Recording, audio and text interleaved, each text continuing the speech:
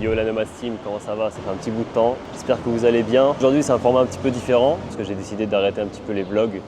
J'ai envie de me diriger vers un autre type de contenu parce que le fait de montrer mes activités, etc. au quotidien, je me dis qu'il y a déjà plein de youtubeurs qui le font déjà mieux que moi et l'idée d'aujourd'hui ça va être plutôt de partager avec vous mes retours d'expérience et aussi des conseils et des bons plans par rapport à tout ce qui est voyage, expatriation et surtout voyage autour du monde en sac à dos. Pendant ces prochaines vidéos, on va essayer d'explorer ensemble plusieurs tips et conseils par rapport à justement la vie dans certains pays, qu'est-ce qu'il faut prévoir avant d'y aller, comment bien se préparer avant de partir en voyage pendant 6 mois, 1 an autour du monde, parce que je pense que si vous êtes sur cette chaîne, c'est que vous y avez déjà pensé auparavant. Du coup, l'idée, c'est vraiment de vous accompagner. Moi, ça a été toujours quelque chose que j'ai voulu faire, comme je disais dans ma première vidéo de présentation.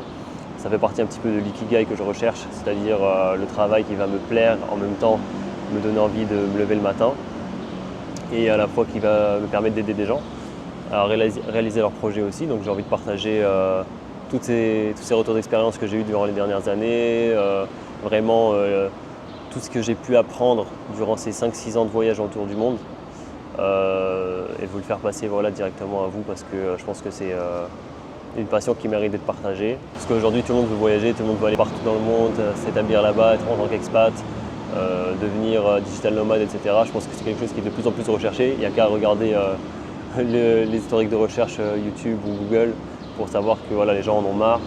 Ils en ont marre du train-train quotidien, ils en ont marre de la grisaille, ils en ont marre des gens qui sont chiants et hypocrites au bureau. Du coup, l'idée, ça va être vraiment de pouvoir vous donner des tips et conseils et de vous accompagner évidemment. Je vais aussi proposer des coachings et des accompagnements personnalisés pour les personnes qui cherchent justement à s'expatrier ou à entamer un voyage autour du monde pendant 3 mois, 6 mois, 1 an, peu importe, en PVT, etc. Mais qui ne savent pas comment se lancer, par où commencer, etc. Du coup, toutes les expériences, toutes les galères que j'ai eues pourront vous profiter à vous directement. Voilà. Du coup, je me présente, moi c'est Nomad Sensei, j'ai 30 ans, je voyage depuis que je suis tout petit, les voyages pour aller voir la famille à l'étranger, mais aussi les voyages en colonie de vacances.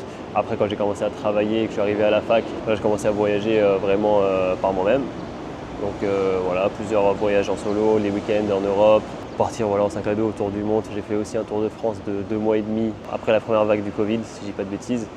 À la base, j'étais parti pour 2 semaines. L'idée, c'était de pas voyager sans argent, juste en sac à dos, essayer de faire du stop, voyager en train, etc. Bon, voyager sans argent, au final, j'ai pas forcément réussi.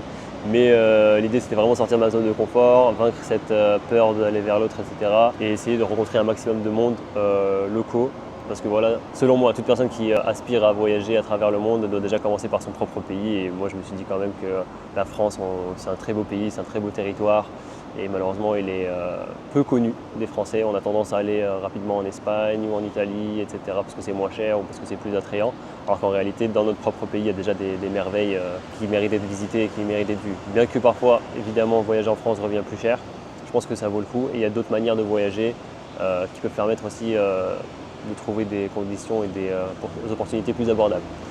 Du coup donc ça va être un petit peu le focus sur cette nouvelle série de vidéos. Je vais essayer de continuer ma série sur la vérité sûre, donc je vais essayer de parler de mes précédents voyages. Du coup ce sera des vidéos comme celle-ci, face cam, où je vais illustrer un petit peu avec des images que je mettrai ici et là. Ceci étant dit, écoutez, je vous souhaite la bienvenue sur ma chaîne et je vous dis à très bientôt. Ciao, ciao.